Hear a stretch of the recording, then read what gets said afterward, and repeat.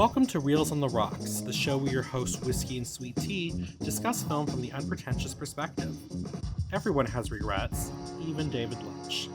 But did 1984's Dune really lack the spice that he had hoped to bring to the screen? Don't forget to like, subscribe, hit that notification bell, and as always, please be advised that spoilers are ahead.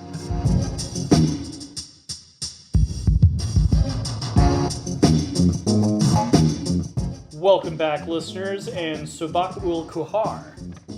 Oh my god, okay. See, you don't know what to say. I have no idea. Apparently, to tell me how they are. Apparently, I needed to not only watch the film, but read the entire backstory to understand this. Okay. You're like one of those people who can drop references. You didn't read the glossary of terms? Apparently, I didn't. I did not read the glossary of terms. But welcome everyone. Back. Hello. We're back. I was just asking you all. We are, and I was just asking you all in Fremen if you are well. And I did not learn Fremen. I just looked it up because there are nerds on the internet who know the language. After you made I don't me even feel know if stupid. I don't know if I'm pronouncing it correctly either. So who knows? There might be some nerds that come at me in the comments on YouTube Music or something. So we'll see about that. Get 'em. Yeah, it's been a little bit of time. And we are going to be talking about films that the directors hated making. So last month we'll be talking about movies by pick. bad directors. Today we have movies that directors hated. So we're just reversing that. Yes. Little bit. But T had a very, very interesting documentary he wanted me to watch. So I checked that out. So we'll be talking about that first. Why don't you take it away with that, T? So this documentary came out earlier this year. I wanted to talk about it before we had our end of the year thing. I mean, it is technically a movie that came out this year. But I did want to talk about this. So it is called The Twister Caught in the Storm. It is a Netflix original documentary. It is directed by Alexandra Lacey. I believe that's what their name was. And it is documenting people who were caught in the 2011 Joplin tornado. Now, for those of you who, like Whiskey, never had to pay attention to the weather because they were in California and they only had to worry about the ground. Hey, you know they could have been in Canada too. They could have been somewhere else. Canada cares. I don't know, Mexico. No, so the 2011 was a wild year for severe weather. It's probably one of the most prolific years as far as specifically tornadoes. So before then, this is just giving you a little background. We're not going to spend too much time on the specifics of this. So before 2011, we had the super outbreak was in 1974, and that was a little over 100 tornadoes. It was a big deal when that happened. The 2011 super outbreak, just so you can give you an idea of how bad this was, we had in one day, well, actually it was over 2 days, we had 368 tornadoes touch down in the U.S. I remember this specifically because it was like every day I'd go home and it would be fine, and then later that night we would have to take shelter. Nothing touched down in our area, thankfully, but that's how bad the weather was just across things. So I remember this. Now that happened in April 2011. The tornado they're talking about in this movie, the Joplin tornado, happened in May. I think at the end of May that year. And so there was still more to come after all of this. And I also remember this because even though I'm not anywhere near Missouri, I personally don't know anyone in Missouri, it seemed like everybody knew somebody who was affected by this in some way. They talk about in the movie how the people there, they all knew either somebody who lost somebody or had their house destroyed or something. No one was associated. I remember being on the bus coming home from school, and there was some girl trying to get a hold of her mom like the next day or something because her mom lived there. You know, it was just, I remember this very, very well when this happened. Big deal. So when this came out this year, I was excited to see it. Now, what's interesting about this documentary, and actually until I rewatched it, I was actually going to have more complaints about it But upon rewatching it, I feel like I understood it better, and not I don't have as many complaints about it as I did the first time. But is this your first time really hearing about this event? Do you remember this at all? Tell us, Whiskey, how it is from your point of view.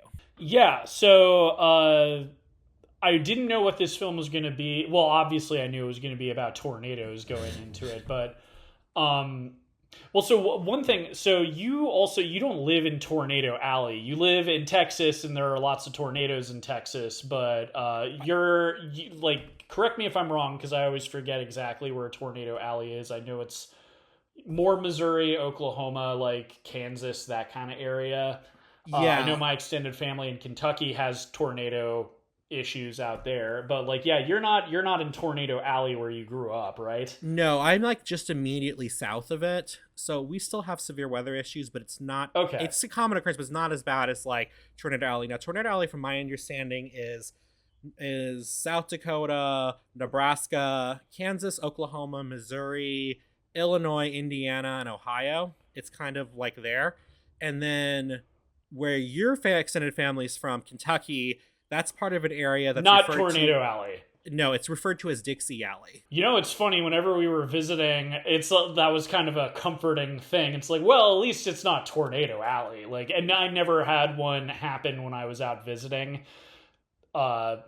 Which it sounds like they happen more in like early summer, late spring. Yeah. Just for anyone who's like, what's with the why does T know so much about tornadoes? Like, it's something T, I think you probably touched on it back when you were talking about Twisters for our finale, but T is a bit of a weather nerd. Outside of movies, we're both nerdy about different things, but T's very passionate about storms and crazy weather. I almost went into meteorology. But do you remember this specific one? This was a big one. National news was there. I don't know if you remember anything about this. I'm sure my thing is that 2011, I don't know, because I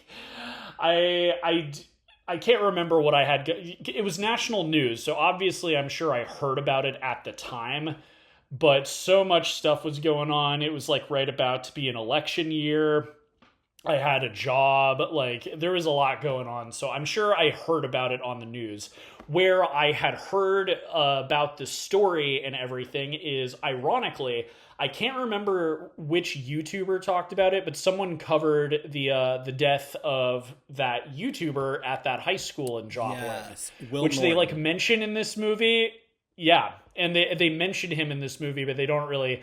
I think they dance around it because it's like such a. I'm sure it's like been covered and probably like, I don't know. Maybe they couldn't get a hold of the family or something, but I just thought they like briefly mention it at the beginning of the movie and then they talk about it more at the end.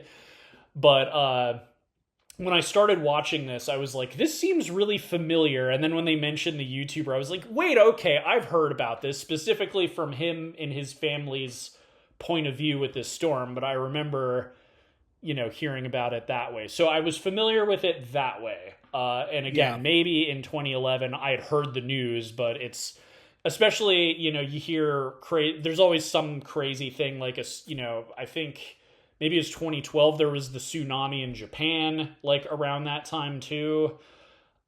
Stuff, and I mean, gosh, we get like a hurricane every year, we get more than one hurricane every year, but we get like one that does a bunch of damage somewhere every year in this country. So it's like that. Like, I'm sure I heard about it at the time, but we're just with the deluge of crazy weather we get all the time over here. I'm sure like I heard about it and then it was replaced by the next crazy tornado. You heard it here. Whiskey was too that busy year to care. I'm just kidding. I was too busy to care.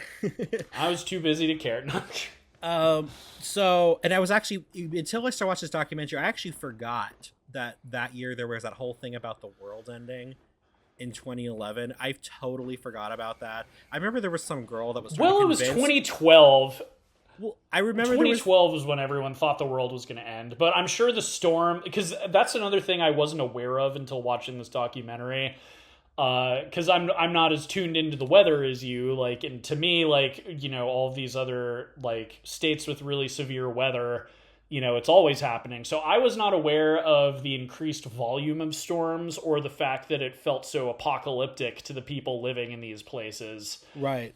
So that was kind of an interesting angle I hadn't heard about. So this was a big deal. And when I first heard about this documentary, I was super excited because we didn't really have a major documentary about this event. I mean, there had been stuff that had been there'd been episodes of shows. The Weather Channel had this series for a long time called Real Time Tornado. They had an episode on this, but we never had a for real documentary about this.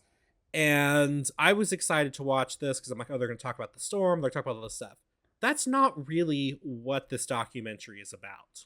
So before I rewatched it for this, I was actually going to be like, this isn't a very good documentary. And it's because what I went in expecting wasn't what I got. But when I knew what I was expecting, what I was going to see this time, I appreciated it a lot more.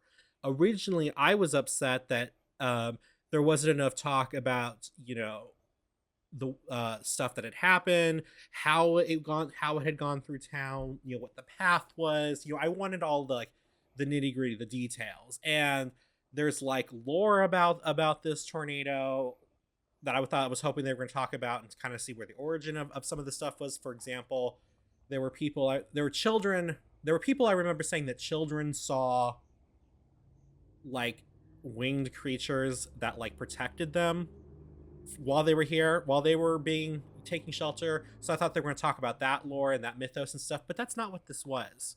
This was less, it was about the Joplin tornado, but it was really more about what it is like to actually experience it. Not go seek shelter, maybe have your house destroyed, you don't know, but to be as up close and personal with this as possible. Do you know what I mean?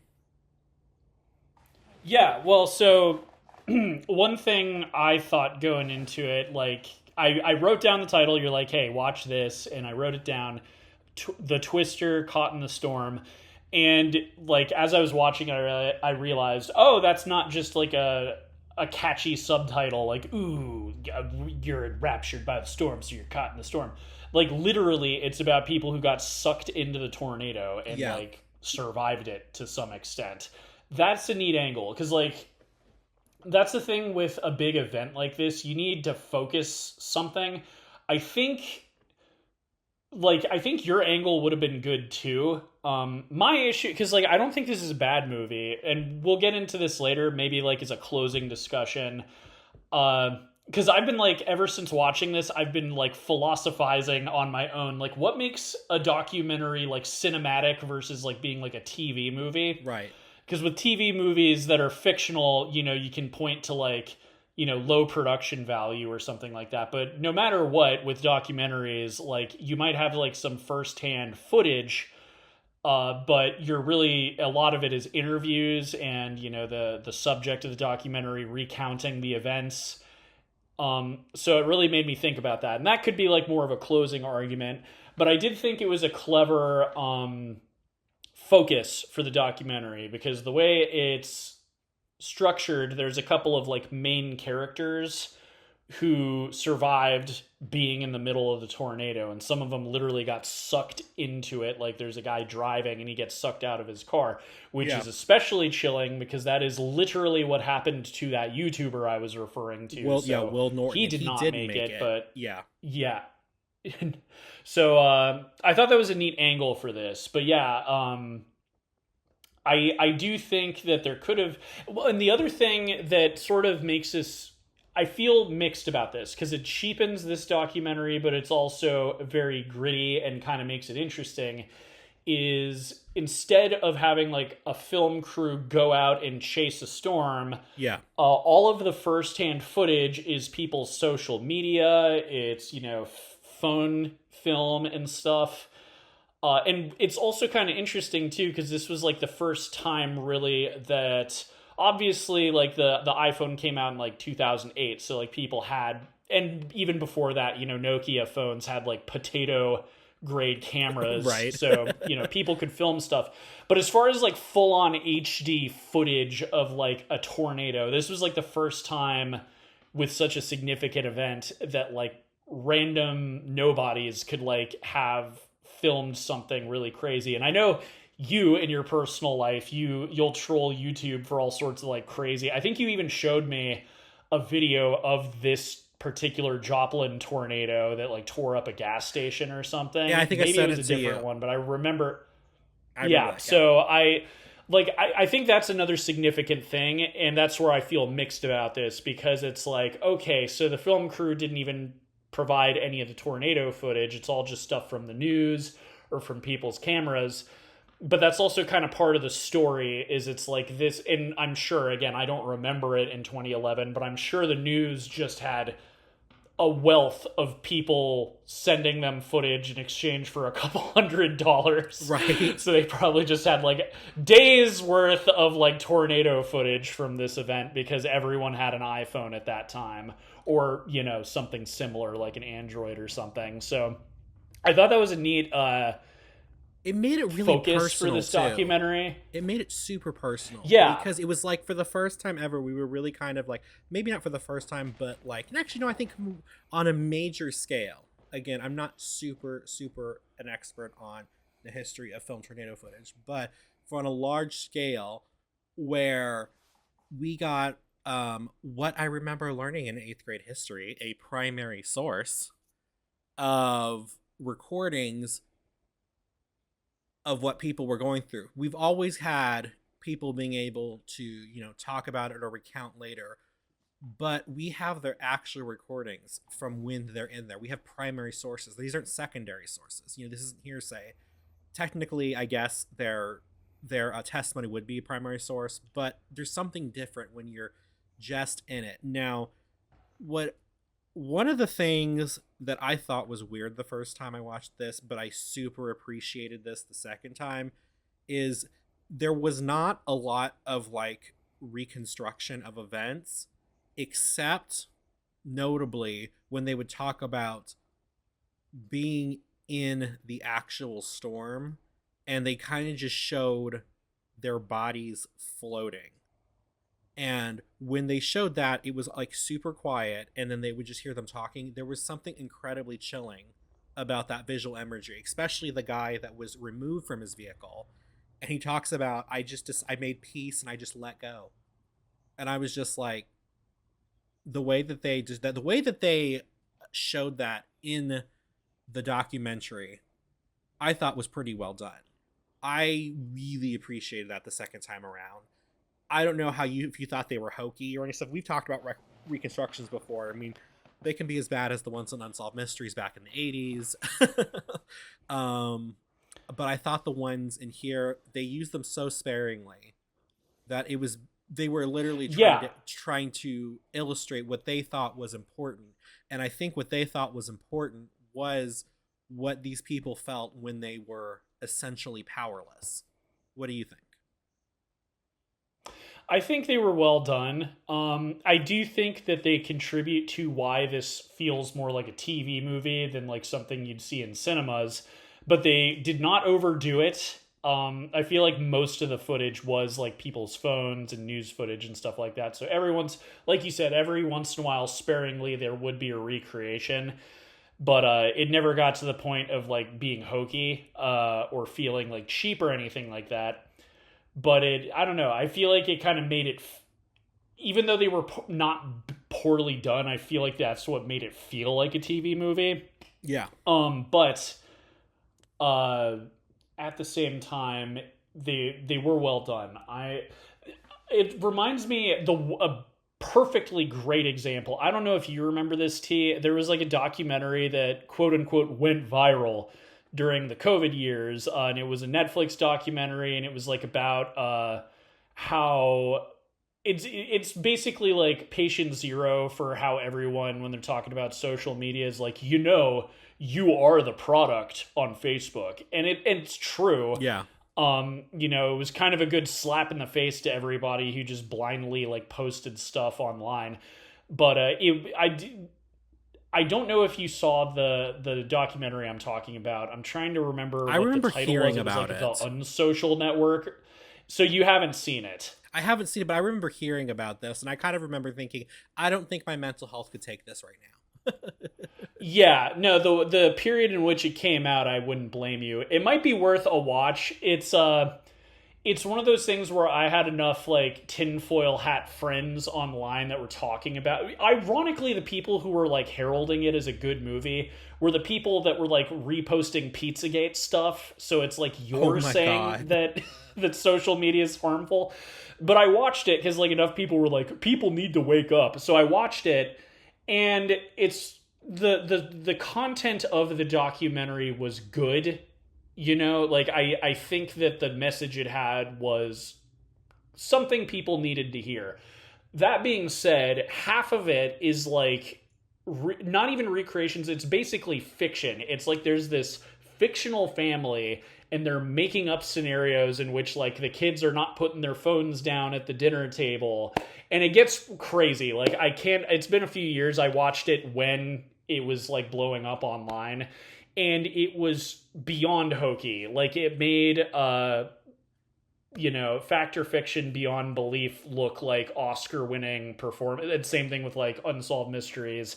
Like it was so over the top with what they were trying to get across to the audience, Right. that this family just became almost like a caricature of the American family that's too addicted to their phones.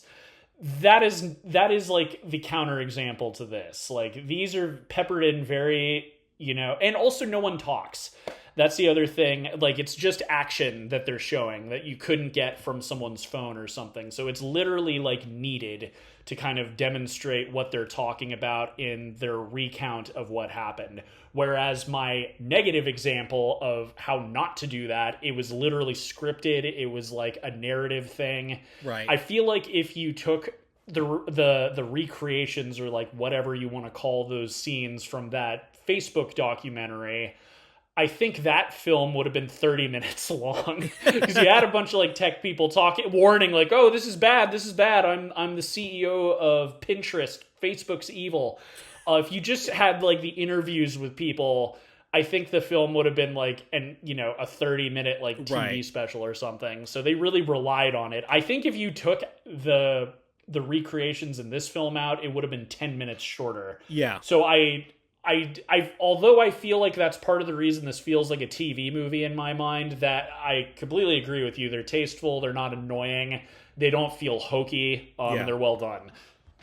Well, I just think that they just added just a totally just chilling aspect to it, because it's impossible to kind of really recreate what they describe seeing. And it's interesting to me to when they were talking about what they were going through, and I totally forgot that this is just how Missouri is.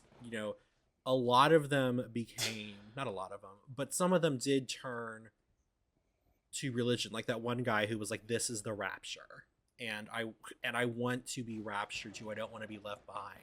And it was just very, very interesting to see the different ways everyone reacted to this.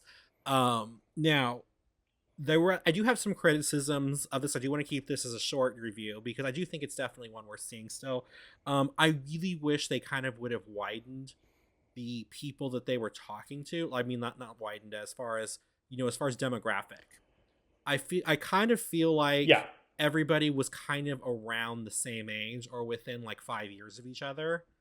And I was like, I'd kind of want to see like, how does somebody, I think the notable exception being the mom of that one kid, who they flew in that day, and the weather forecaster.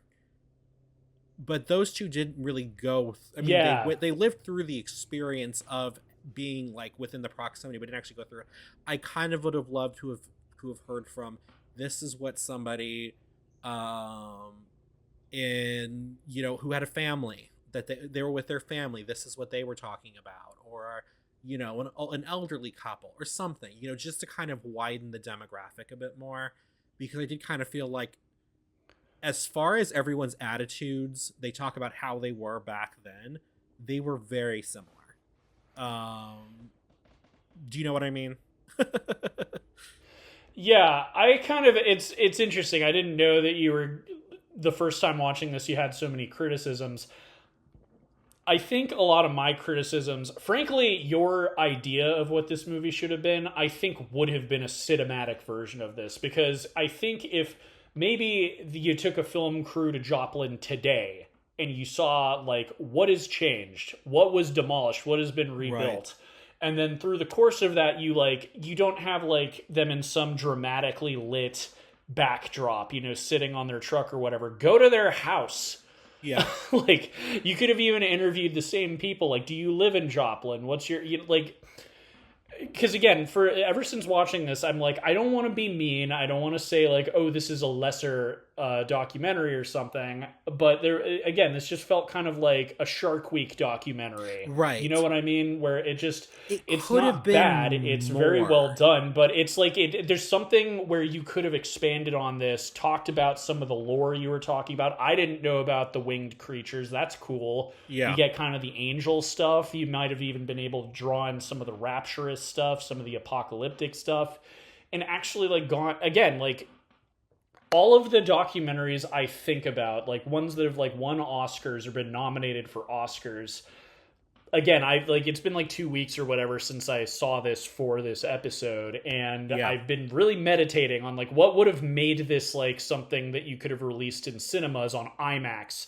Like the last documentary I saw that like blew my mind, and part of it, I've mentioned it on the show before because I bring it up whenever I talk about my fear of heights, but Free Solo, where it's like there's this guy who's going to climb this mountain with no protective gear. And instead of him just talking about him doing it, they're there. Like the film crew is documenting him doing it. He has not done it yet when they start talking to him. He might die by the end of the movie. Another one of my favorite documentaries that won best documentary feature, The Queen of Versailles, where it started out as a puff piece about this rich woman, and then this rich woman loses all of her money. Interesting. You're there. I think that is kind of the thing that this was missing. All of the footage of the tornado was, people's documenting of it at the time. There's nothing you can do about that now because it's something that happened in the past. But I think if you had that more physical connection of talking to them, what if that couple, the heavy metal couple, what if the film crew went where they went? So we drove out here, and this is where we moved the first time. And, like, you could physically see where they were. You know? And instead of, like, a recreation of the guy floating when he feels like he might be raptured, why don't we go back to the ice cream store? Is it even still a frozen yogurt place? Right. What's there now? Where were you when this happened? I think that would have improved this significantly. And if you're in town, you might have happened upon some other people. Like you said, maybe some elderly people, maybe, someone it's like, oh man, I was in kindergarten when that happened. You have like your subjects that you're following, and that too, like maybe the narrator of this film could have been that kid meteorologist. It's like, I missed it when I was here. I ended up being at this diner that's safe, maybe open at the diner. Like, this is where I was when this happened. Right. And I think that is what this is missing. It's like, I don't want to like say it's like lazy or anything, but there's just kind of this lack of connection to the place. Right. And it's just sort of like hearsay from the people, and then you don't even have footage of the town that you shot yourself. It's just and I think videos off of phones. After my first watching, it was definitely missing something, and I was like I said, I kind of wanted it to be more about the event and less about the people. I mean, that sounds really bad, but I think you understand what I mean. Well, you could have had more. Well, that's where you could have had more of, again, like what if that kid meteorologist who's not a kid anymore, what if he was the narrator and he was laying out the perfect, why did this get as big as it was? Like maybe he could have explained it. And gone through more of like the build up, like, and maybe that could have been what was peppered in too. Like you have like the timeline going with these subjects, and then peppered in through that, he's like at 12:30 p.m. or whatever. Like by this time the clouds were like at this section, like I don't know meteorology terms, but what I mean. Like he could be going through the timeline of how it got as bad as it did. Exactly. This is by no means a bad documentary, but there's something that keeps it from being great. And I think you're really touching on it. But moving on, what are you drinking today with our main course? Well, I need something a little stiff because, as crazy as Joplin gets, nothing beats the sandstorms of Arrakis. Oh my god.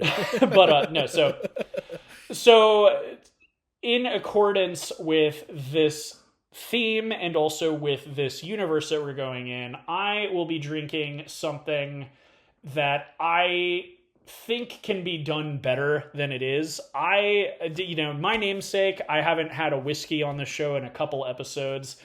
I'm going to be drinking a Fireball. Fun fact for anyone who doesn't know, but in the books, Dune, the Dune Chronicles, the spice melange is said to look, smell, and taste like cinnamon. So, of course, I would pick a cinnamon whiskey, but I'm going with Fireball because I don't like it very much.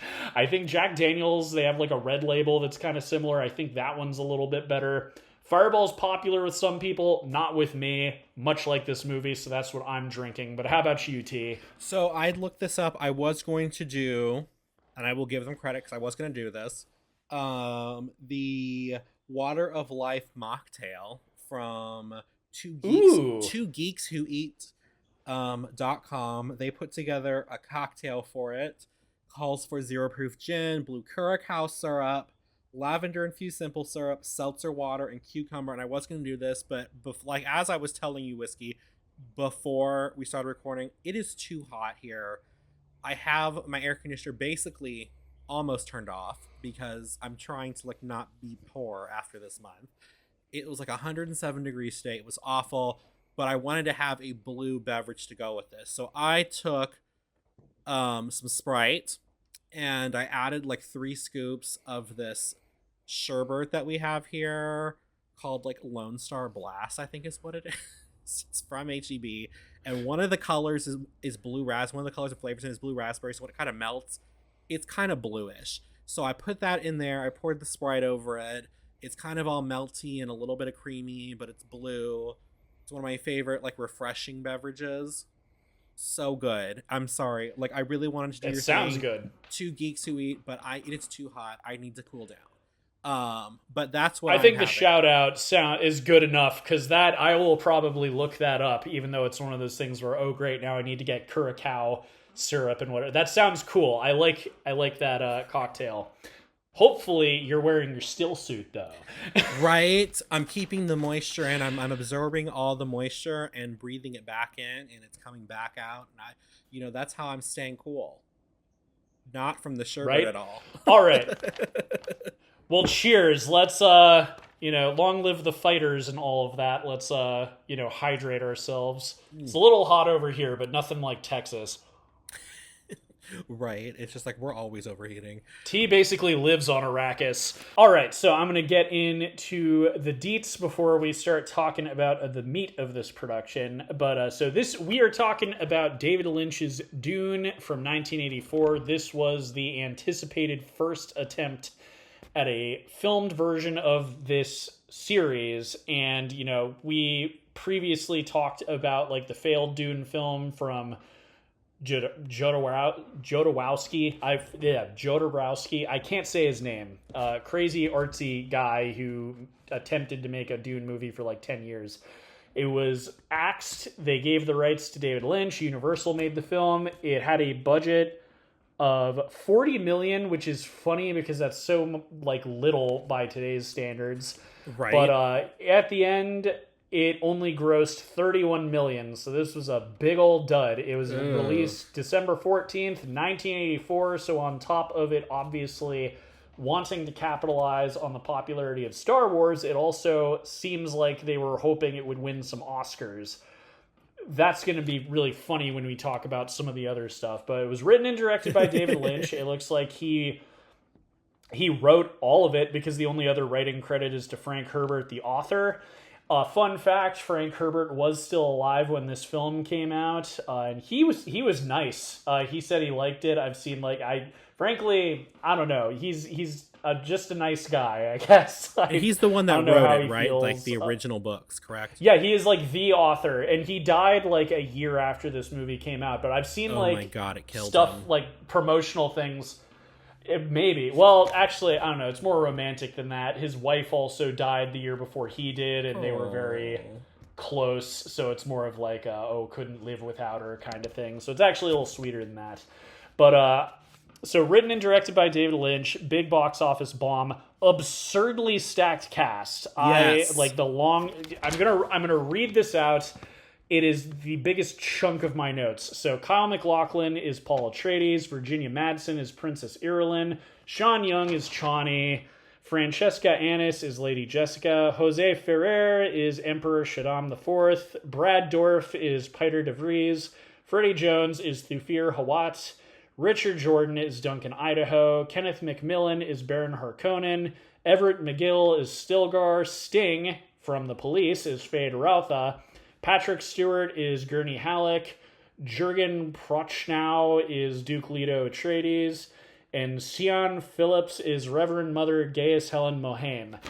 Other fun fact I bet you wouldn't have known is that the Oscar attempt sort of worked. It didn't win an Oscar, but it was nominated for Best Sound and lost to Amadeus, which basically won every Oscar that year. Oh my God, Amadeus, classic. It was also the winner of Best Costumes at the Saturn Awards, but it was unfortunately winner of Best Picture at the Stinker Awards as well.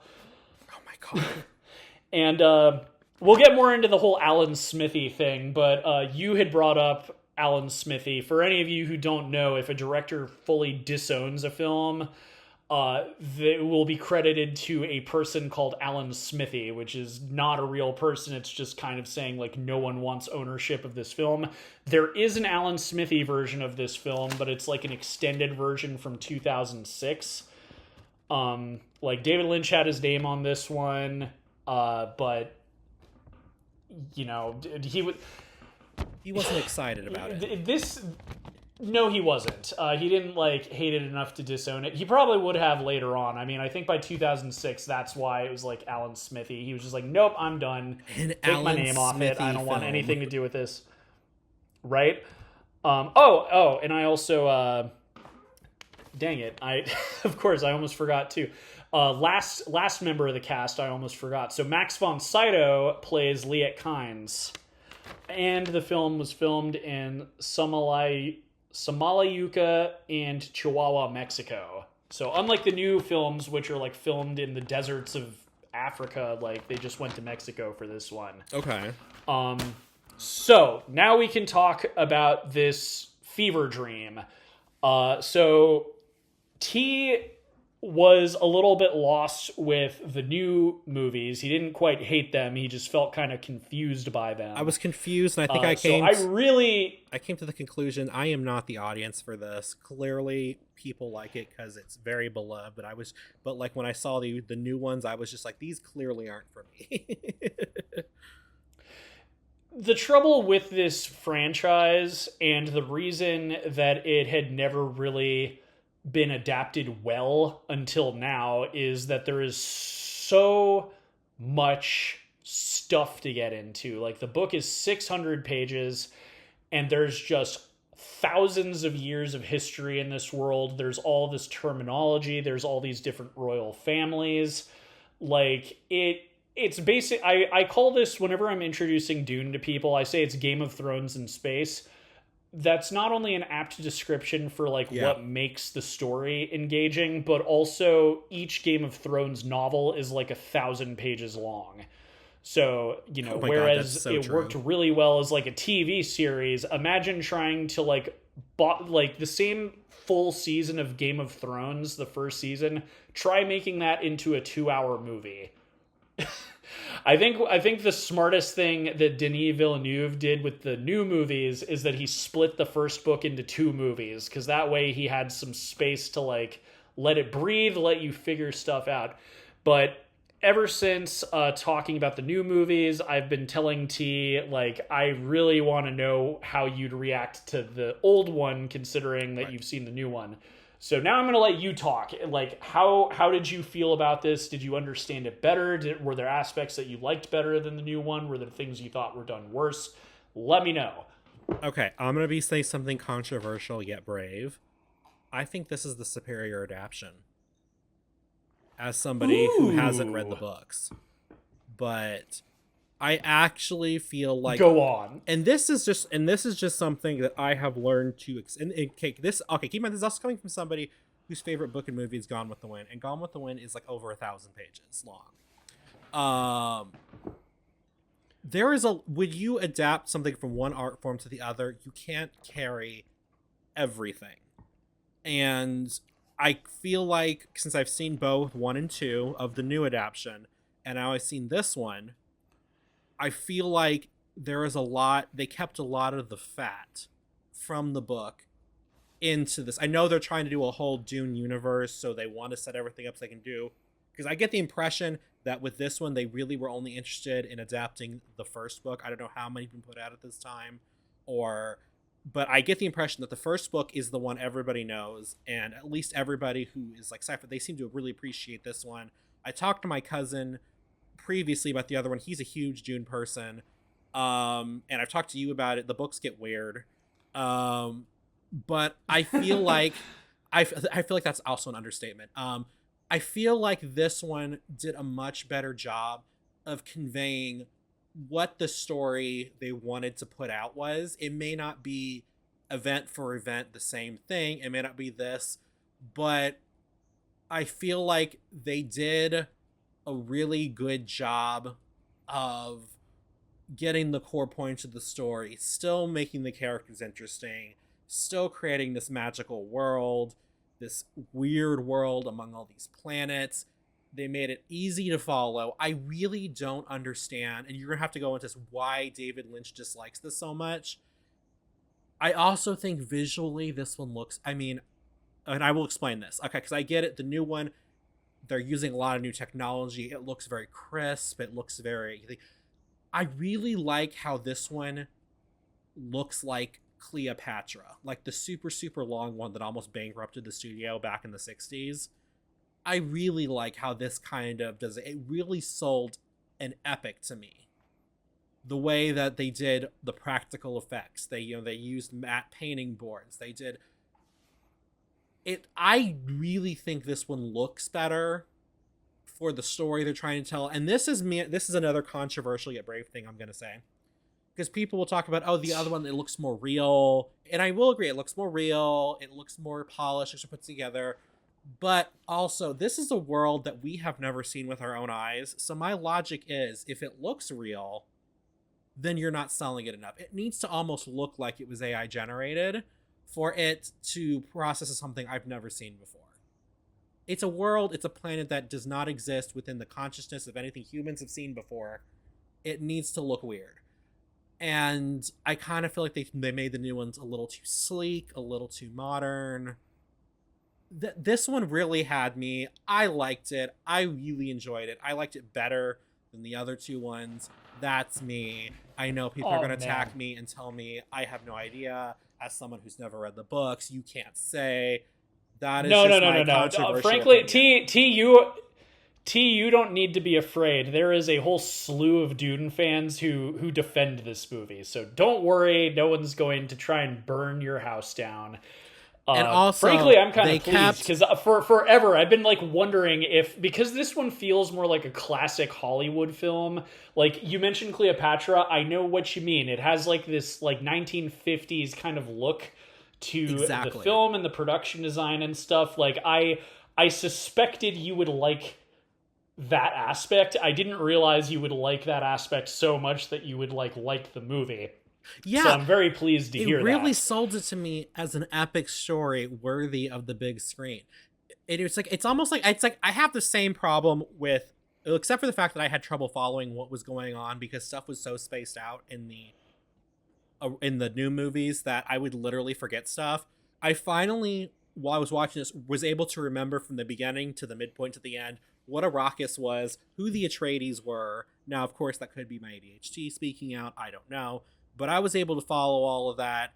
And, and they hit the important points. They kept Paul's father hot, and they kept Duncan hot. So it's like, what else do you need?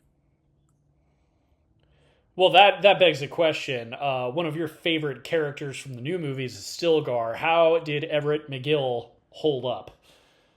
He was much as I actually, the first time I saw him, I was like, okay, he's fine. But I do think because they really focus more on it being Paul's journey, which the new movies I feel like is Paul's journey and the journey of the Fremens and everything else. It's like they try to put everything on such equal footing that obviously they cut Stilgar out. Like if you take all of Everett McGill's speaking parts in this film, I think it would all be like 5 minutes long, and that might even be a stretch. Like he's like barely in the movie.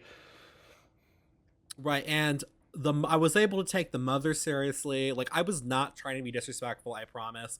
But when I saw, I think it was Dune Part 2 in the theaters, every time the mom would open her mouth about something, I would just start laughing. I'm like, this woman needs to see a therapist.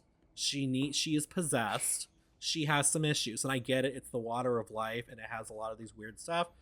But it's just like, you also need to do it in a way, and I'm also speaking, again, as somebody who's not a lifelong scholar of this series, that is not hilarious. And I feel like she was hilarious in the new movie unintentionally, obviously, but I could take her more seriously in this one. She was still got a little weird towards the end, but she wasn't bizarre. Although I will say though, when that girl started talking, I'm like, oh my God, this is like The Exorcist. Like with that voice, that was bomb. Yeah. I love that.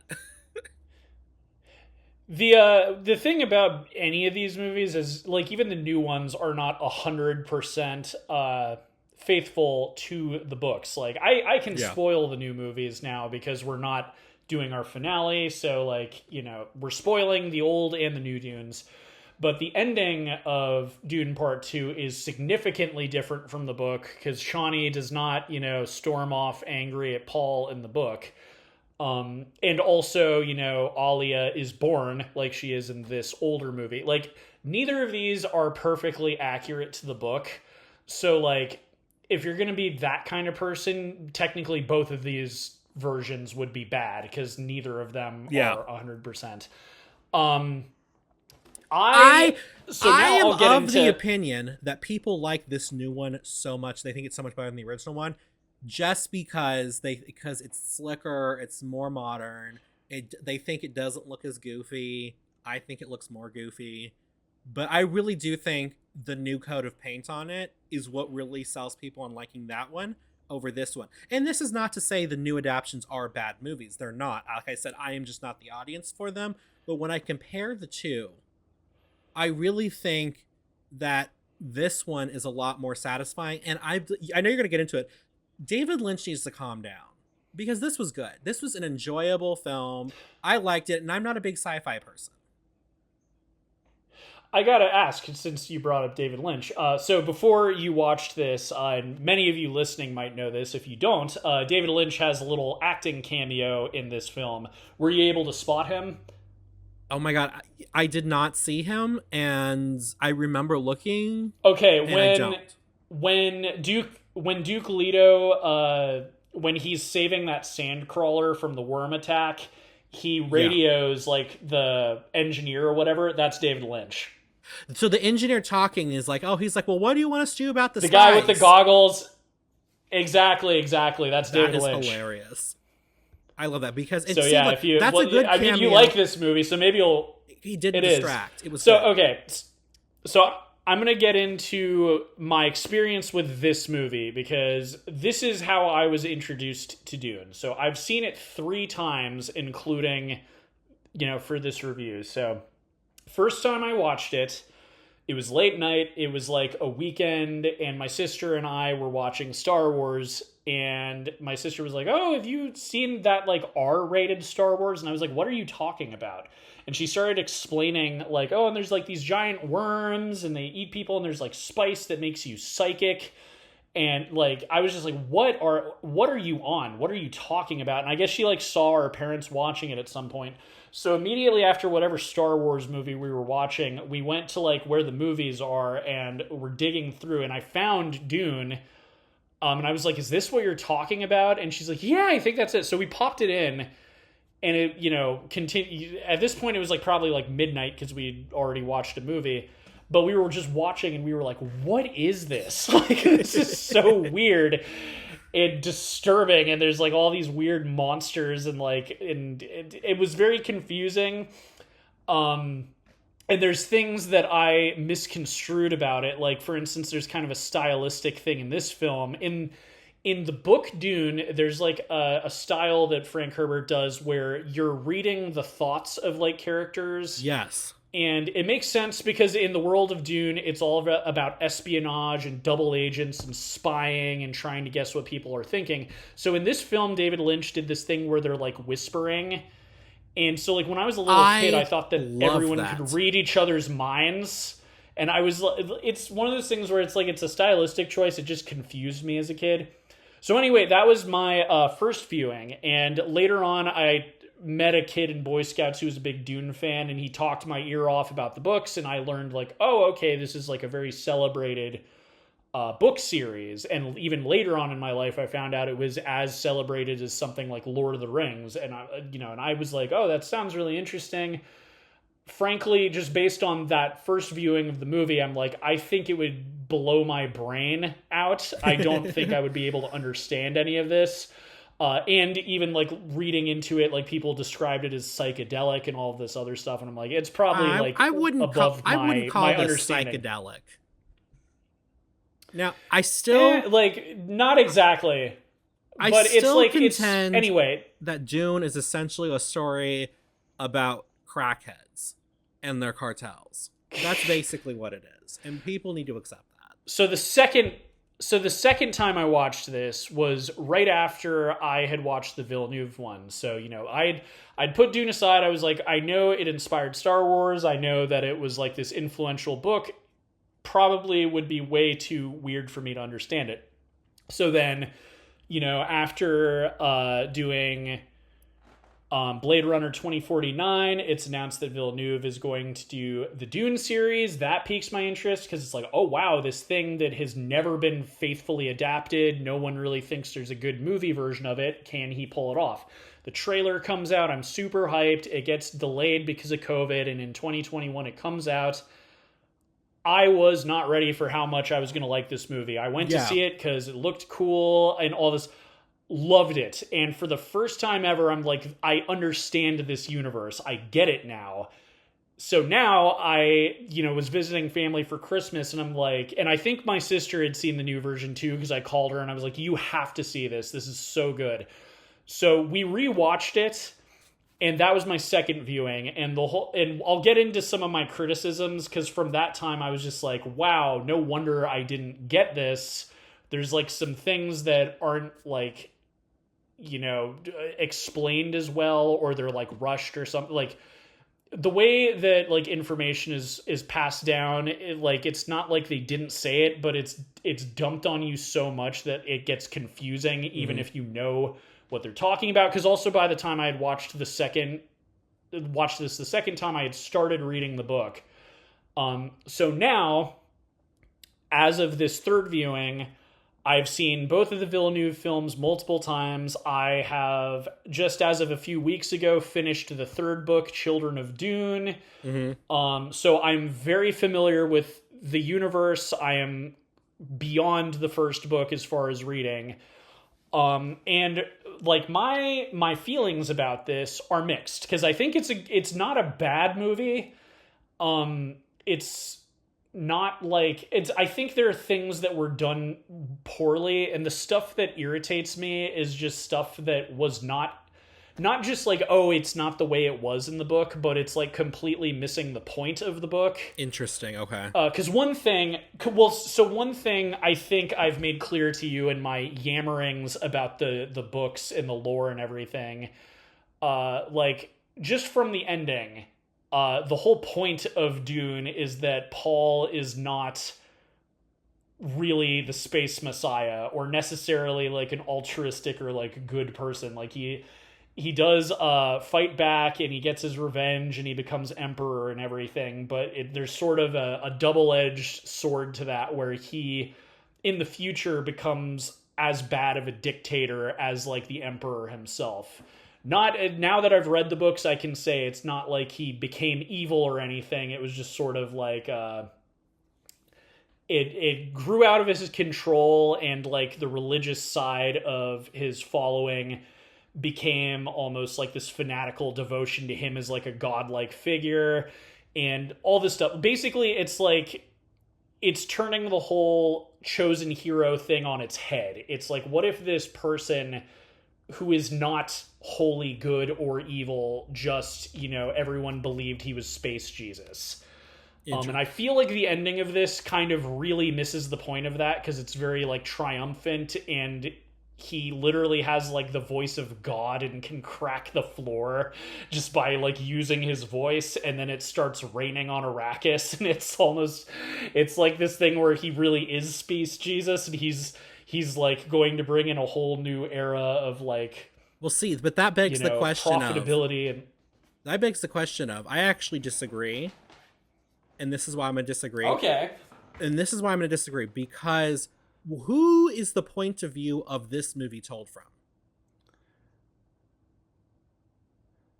Like, it's a good question. Are we supposed to see it in this movie, in this adaptation, as it is, really is, or is this supposed to be kind of like the chosen one? The people are seeing him, like we're seeing him like through like the Stilgar and the Fremen as the chosen one. So where everything he does is going to look good and look altruistic up to this point. So I really do think it does kind of leave... This would be a question, he probably won't want to talk about it, but this would be a David Lynch question. Whose point of view are we supposed to watch this? Well, he can't talk about it because he passed away. But oh, that's right, I'm sorry. But, you know... No, you're fine. It's, no, but continue. What if he were alive, what's the question you would I would want to ask him, whose point of view are you telling the movie from? Are you telling the movie, because it sounds like what you're describing, the books are very much, this is how it really is, you know, not this well, is it definitely how we believe it is. It follows the Fremen prophecy, because as absurd as it is that it would just start raining on this planet because he became emperor, that's like kind of what the Fremen believed was going to happen. So that's not a bad reading, to be honest. Like, that's actually kind of an interesting read on the movie. So, because like if you were like a Fremen, like, oh yes, like and then everything was good and he had superpowers and it started raining and we could now like grow food on Arrakis and stuff. So that's an interesting take, and maybe that was kind of the point. I would argue that this is really sort of an adaptation of the Fremen prophecy as opposed to an adaptation of the reality of what happened. Just saying. It's an interesting take for sure. It's one of those things where like again, like if you're a nerd and you know all the lore and stuff, it's like rain on Arrakis would sort of not be a good thing because it would kill all of the worms. And then all of a sudden you wouldn't be able to travel to space because you need the spice to do that. Yeah. So it's, but again, like from the, if you're just going off of the movie, they never explain that. Yeah, like that's the thing. Like I'm going to go, I think the more valid criticisms are the things that confused me on my first viewing when I was a kid. Because I could go into, like, I made a list of things I like and things I don't like. And the stuff that I don't like, and I do still kind of feel this way. So they came up with this thing called a weirding module in this film, which is like a gun that turns sound into like laser beams and fire and stuff. Yeah. And it's a neat idea, but the whole thing in Dune is that the Emperor had this fighting force called the Sardaukar, and they don't go into this because they don't have time. But like, so the Emperor's home world is this place called Seleucus Secundus, and it's a prison planet. And the Sardaukar are formed by prisoners surviving on this planet. Like, and it's described as like warfare is a religion. And that's like something I thought was really done well in the new films, because you see the Sardaukar on Seleucus Secundus, and they're just like, it's almost like this religious ritual, and they're smearing blood on their faces, and they speak in this like foreign language that sounds like a monster talking, and it's like, right, you really get this feeling of how scary this fighting force is. And in this movie, the Sardaukar are just like goofy green, like they look like they're wearing like radiation suits, and you don't really learn much about them, and they look kind of silly. So that's one thing I definitely think the new movies handled very well, as far as making the Sardaukar really threatening. But my problem with the weirding module is that the point in Dune is that Frank Herbert was trying to kind of say like that your environment can make you more resilient. Like the Fremen were better fighters than the Sardaukar because they survived on Arrakis. Right. And they were also kind of a more likable, because like, as opposed to like this prison planet where everyone's killing each other and they're smearing blood, like the Fremen are like very, very naturalistic, and like, you know, they live a very brutal lifestyle, but they still have love, and they still have like mythology and stories, and they have like very cute moments. One other thing from the new movies I really liked was when like Stilgar is warning Paul about like encountering jinn in the desert, like genies. Like, oh, be careful, there's jinn out there, don't get possessed by any like, and there's like a very human element to the Fremen that make them kind of, you know, yes, they are like better fighters than the Sardaukar, but you want them to win because they have more humanity than the Sardaukar. Mm-hmm. And so like the whole weirding module thing just bothers me, in the sense that it's like, oh no, the Atreides just have this like secret technology that no one else knows about, and they're able to like fight really well because they have this sound gun thing. Which I think, so another thing that I think is kind of the core issue with this film. So David Lynch, when he signed on to this, he wanted a 3-hour cut. And Makes Universal sense. said no. Yeah. Like, no, you have to make this 2 hours. You cannot go over that limit. And so, you know, he shot what he did, and there is enough footage to make a 3-hour film out of this. There are fan edits. There's a TV version that for some reason I think is actually longer than this one. And then there's the Alan Smithy one, which I believe, again, was like a 3-hour cut, which ironically he disowned. So there are like longer versions of this film, and I haven't seen any of them. I've just seen the theatrical cut all 3 times. But I think it's one of those things where I feel like it would have bothered you, because part of the reason you like this one so much is that it's just a normal movie length. Yeah. But I think it would have made it less confusing, because another thing that I would say is a legitimate criticism on my end is something that I think confused me the first time I watched this, and definitely confused me the second time, was just the exposition dump for like the first 20 minutes of the movie. It starts off with Princess Irulan like explaining some stuff, which it's also like weird because she like fades out and then comes back in and is like, oh, and also I forgot one thing, which is like weird when you're like narrating like what you forgot. You forgot stuff. I forgot what I was But then doing. But then right after that, it goes into like the Spacing Guild talking to themselves for some reason about like the Atreides and like the secret plot for them to take over the planet and be betrayed. And then they're talking about Kaladin and Gidi Prime and Kaitan, which, here's a fun thing. I didn't know what Kaitan... I was like, did they make that up? I know Seleucus Secundus is the Emperor's homeworld, so I had to go onto a Dune fan wiki to be like, did they make this up? Because I just read the 3rd book, and they still do not mention this planet. And I guess it is true, like the Emperor like it's not his homeworld, but like he moved there, so like Seleucus Secundus is just where the prison is and where the Sardaukar are trained or whatever. Right. So then there's that, and then there's that throne room scene, which never happened in the book. The Spacing Guild did not come to the Emperor and tell him to kill Paul Atreides. And although guild navigators are horribly mutated, they're never described as looking that crazy in the book.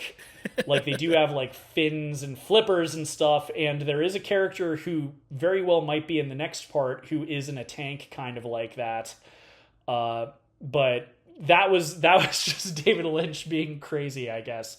But I feel, and that too, like I've mentioned to you in like outside of the show, that line where it's like no telepathy, or like the Emperor tells the Reverend Mother to like use telepathy on the space. I want telepathy does not exist. I want telepathy and a full report. I love that he tells her that. It's like that was hilarious. It was like, I'm sorry, is she your secretary now? That line confused me as a kid, because again, that's what made me think that whispering was like everyone could read each other's minds. Because I was like, oh, okay, like people are like psychic in the future, like they can just read each other's minds or something. So that confused me as a kid, and after like reading the book, it kind of aggravated me, because the whole thing with the Bene Gesserit is it seems like telepathy what they're doing, but they can't read your mind.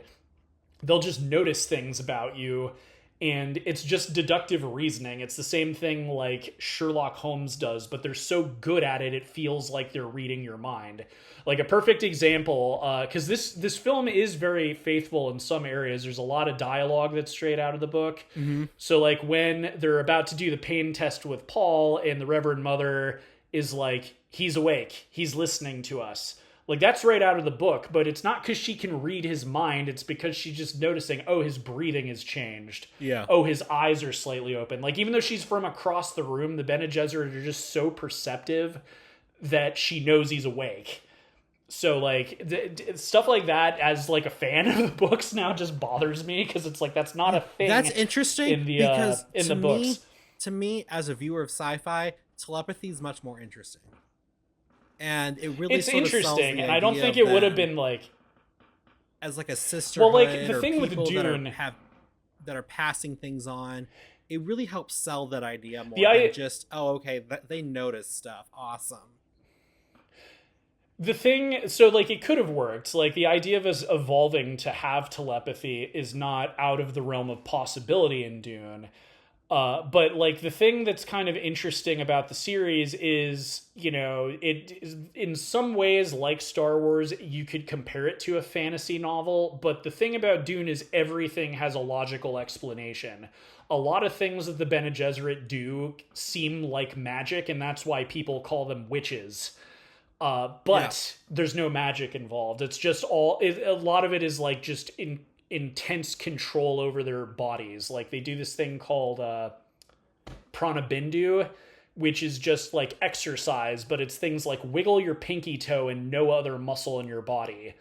So like they have they can literally go into a trance where they seem like they're dead, and they can do that so that they don't waste oxygen and stuff like that. Mm-hmm.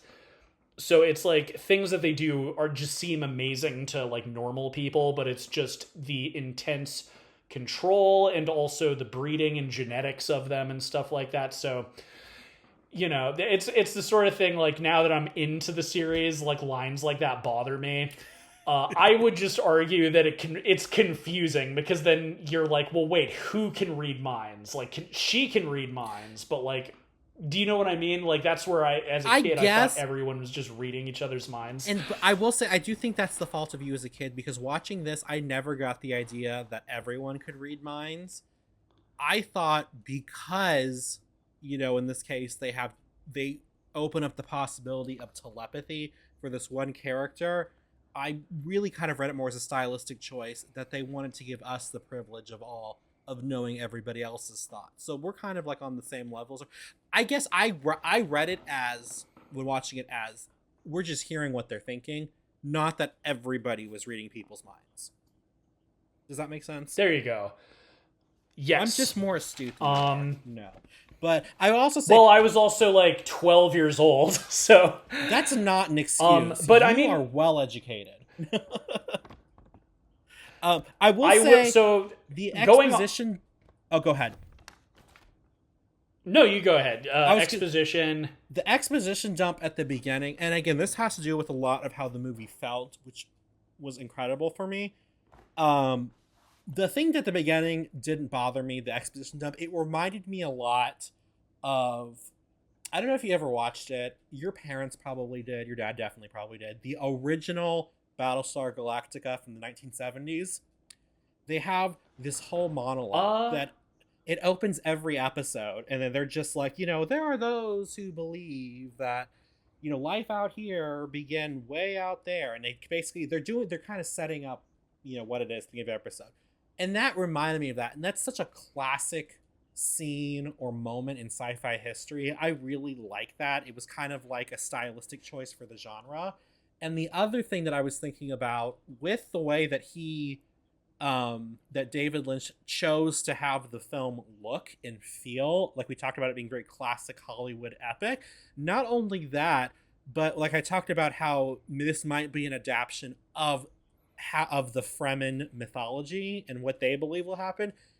It looks stylistically a lot like, and I'm thinking about this now, like, The Greatest Story Ever Told, and specifically the Ten Commandments, two big religious movies, that are about essentially religious stories, and this shares a very similar look, and that had to have been the way he wanted it to look, had to have been a choice, because I feel like even for the 1980s, that wasn't like, I don't think that was like, cutting edge looking for the 1980s. So I do think that was definitely a stylistic choice, and I do think they kind of wanted to bring in sort of, that subconscious religious text sort of feel to it. Yeah, no, I totally get what you mean. What I was going to say, I've been a bit negative. I think I'll go into some of the stuff I like. Yeah. Just because I do like this movie. I prefer the new ones, but especially on this viewing, it's like I have a mixed feelings about it. Okay. After reading, because there's like things in it that I think really do capture aspects of the book.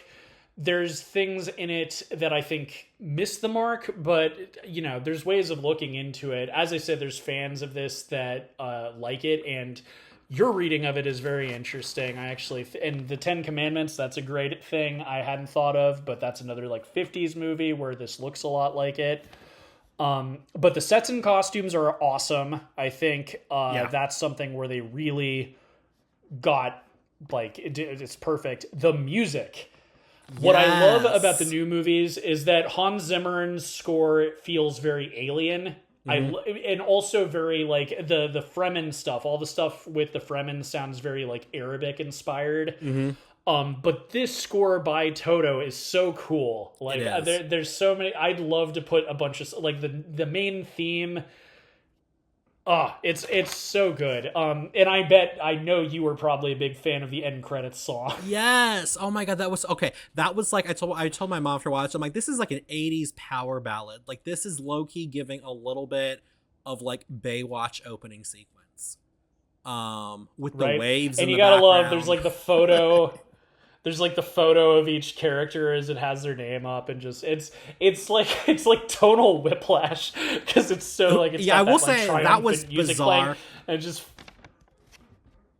it was very such weird ending, but I despite the Harkonnens being like shockingly evil, like I kind of love how like that's something that both movies really portray is that the Harkonnens are just like inhuman freaks. This movie like goes kind of cartoonish with them. Like Baron Harkonnen is like cackling and he almost feels like a Saturday morning cartoon villain minus, the heart plugs and all that stuff. But like, I will control the galaxy. So like kind of a sillier version of Baron Harkonnen. But that's what he wants to do in the new one, right? Pretty much. But he's like a lot more like scary in the I new love one. that. You like, can be you can like, have that goal, but be subdued about it. Right? Well, and that was like a thing I was kind of curious about before the first trailer came out. I was like, are they going to make him float? Because he doesn't float in the book. In the book, he's like morbidly obese and he's got like gravity things attached to him so that he can walk. It's more like a mobility scooter or something like that. So having him float, that was like a pure David Lynch idea, which I liked. Even when I was a kid, I was like, I didn't understand why he could fly, but I thought it was neat. So having him do it in the new movie, that was like Villeneuve liking the idea, but he does it, he's like not silly, you know, like when he's floating around and everything. This is something I noticed the second time I watched it, and I hadn't read the book yet, so I didn't know if it was a thing, but this is a new idea that I like. And not only me, a bunch of Dune fans on Reddit said that they like it too. So in Dune, there's this thing called the Litany of Fear.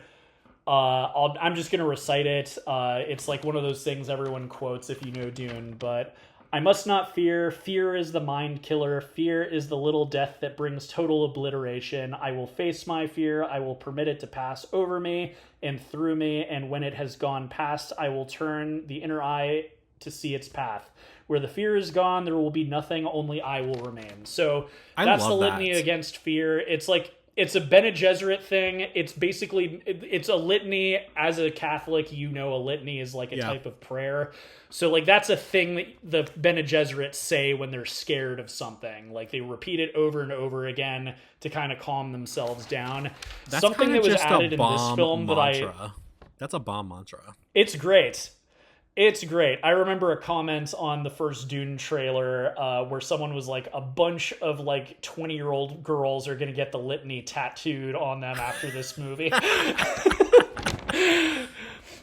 But so like something that was added in this movie that I heard the second time watching it, and me and my sister were like, I wonder if that's in the book. So like there's a bit when Piter de Vries, the evil Mentat, is introduced, and he's about to see Baron Harkonnen, and he's repeating his own kind of weird Mentat litany. And on Reddit, I think is where I saw it, like they called it the Mentat mantra. But I loved this. So like it's another thing he was repeating. It is by will alone I set my mind in motion. It is by the juice of Safu, which no one pronounces it that, I thought. It is by the juice of Safu that thoughts acquire speed, the lips acquire stains, the stains become a warning. It is by will alone I set my mind in motion. That is not in the book. That is not in any of the books. I love it though. Yeah. I wish it was. That almost makes me think, because like Frank Herbert is like credited as a writer on this, and he seemed somewhat like involved in the production. Maybe he talked to David Lynch or something. That almost sounds like something he would write. If not, good job, David Lynch. Like it sounds like something out of the book.